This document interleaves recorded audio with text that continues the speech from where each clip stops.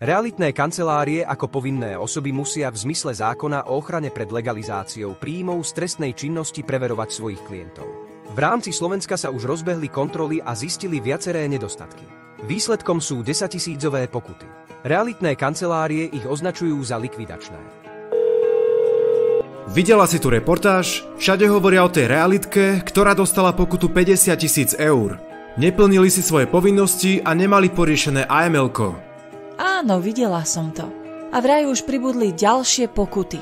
Veľa realitiek to nerieši. Nevedia, o čo ide. Makléri majú inú robotu. Mňa pri predstave takej vysokej pokuty úplne mrazí. Ty to máš ako poriešené? Ja som absolvovala školenie.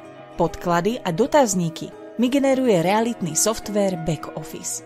Naša realitka je aj členom Združenia realitných kancelárií Slovenska, tým pádom mi to smernicu AML vygenerovalo priamo v systéme a nemusela som utrácať peniaze na právnikov.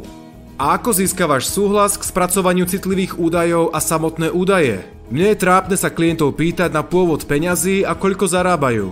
V systéme Back Office je aj GDPR, spôsob, ako digitálne získať citlivé údaje a súhlas bez toho, aby sa klient spovedal maklérovi. Podobne funguje aj AML, ktoré si klient v súkromí vyplní a my už potom údaje len spracujeme tak, aby sme si splnili povinnosti vyplývajúce zo zákona.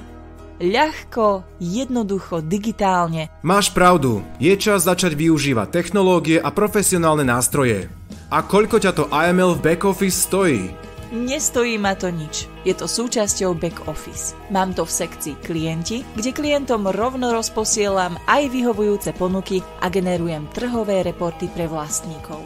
Všetko mám pod jednou strechou, navyše s modernou webovou stránkou. Počkaj, ten nový parádny web máš tiež od back office?